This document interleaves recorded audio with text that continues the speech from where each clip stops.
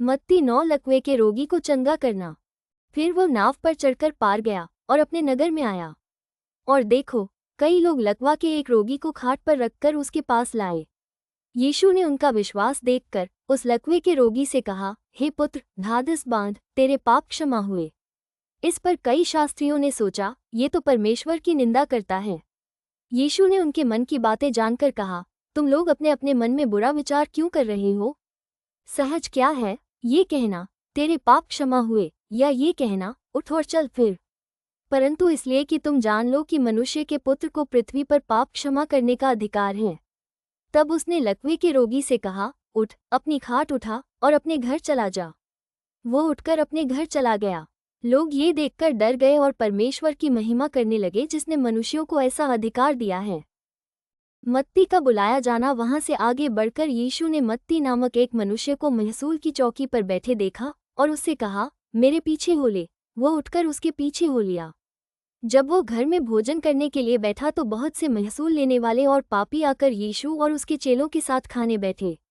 ये देखकर फरीसियों ने उसके चेलों से कहा, तुम्हारा गुरु महसूल लेने वालों और पापियों के साथ क्यों खाता है? ये सुनकर यीशु ने उनसे कहा, वैद्य भले चंगों के लिए नहीं परंतु बीमारों के लिए आवश्यक है। इसलिए तुम जाकर इसका अर्थ सीख लो। मैं बलिदान नहीं परंतु दया चाहता हूँ, क्योंकि मैं धर्मियों को नहीं परंतु पापियों को बुलाने आया हूँ। उपवास का प्रश्न। तब यूहन्ना के चेलों ने उसके पास आकर कहा, क्या कारण है कि हम और फरीसी इतना उपवास करते हैं, पर तेरे चेले उपवास नहीं करते? यीशु ने उनसे कहा, क्या बराती जब तक दूल्हा उनके साथ है शोक कर सकते हैं? पर वे दिन आएंगे जब दूल्हा उनसे अलग किया जाएगा, उस समय वे उपवास करेंगे। कोरे कपड़े का पबंद पुराने वस्त्र पर कोई नहीं लगाता, क्योंकि वो पबंद उस वस्त्र से कुछ और खींच लेता है और वो अधिक फट जाता है। और लोग नया दाखस पुरानी मुश्कों में नहीं भरते हैं, क्योंकि ऐसा करने से मुश्कें फट जाती हैं और दाखस बह जाता है और मुश्कें नष्ट हो जाती हैं। परंतु नया दाखस नई मुश्कों में भरते हैं और वे दोनों बचे रहते हैं। मृत लड़की और बीमार स्त्री। वो उनसे ये बातें कह ही रहा था कि देखो, एक सरदार ने आकर उसे प्रणाम किया और कहा, मेरी पुत्री अभी मरी है, परंतु चलकर अपना हाथ उस पर रख तो वह जीवित हो जाएगी। यीशु उठकर अपने चेलों समेत उसके पीछे हो लिया। और देखो, एक स्त्री ने जिसको 12 वर्ष से लहू बहने का रोग था, पीछे से आकर उसके वस्त्र के आंचल को छू लिया, क्योंकि वो अपने मन में कहती थी, यदि मैं उसके वस्त्र ही को छू लूंगी तो चंगी हो जाऊंगी। यीशु ने फिरकर उसे देखा और कहा, पुत्री, ढाढ़स बांध, तेरे विश्वास ने तुझे चंगा किया है। अतः वो स्त्री उसी घड़ी चंगी हो गई।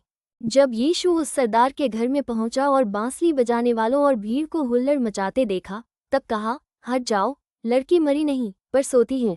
इस पर वे उसकी हंसी करने लगे। परंतु जब भीड़ निकाल दी गई तो उसने भीतर जाकर लड़की का हाथ पकड़ा और वो जी उठी।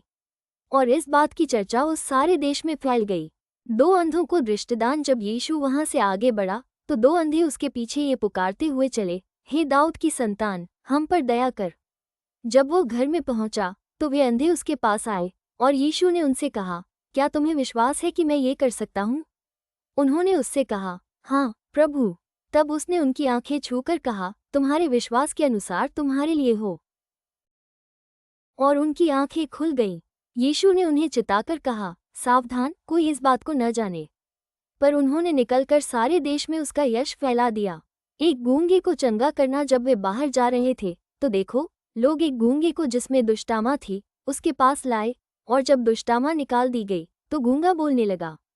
इस पर भीड़ ने अचंभा करके कहा, इस्राएल में ऐसा कभी नहीं देखा गया। परंतु फरीसियों ने कहा, ये तो दुष्टात्माओं के सरदार की सहायता से दुष्टात्माओं को निकालता है। मजदूर थोड़े हैं। यीशु सब नगरों और गांवों में फिरता रहा और उनके आराधनालयों में उपदेश करता और राज्य का सुसमाचार प्रचार करता और हर प्रकार की बीमारी और दुर्बलता को दूर करता रहा। जब उसने भीड़ को देखा तो उसको लोगों पर तरस आया, क्योंकि वे उन भीड़ों के समान जिनका कोई रखवाला न हो, व्याकुल और भटके हुए से थे। तब उसने अपने चेलों से कहा, पके खेत तो बहुत है पर मजदूर थोड़े हैं। इसलिए खेत के स्वामी से विनती करो कि वो अपने खेत काटने के लिए मजदूर भेज दे। आमीन।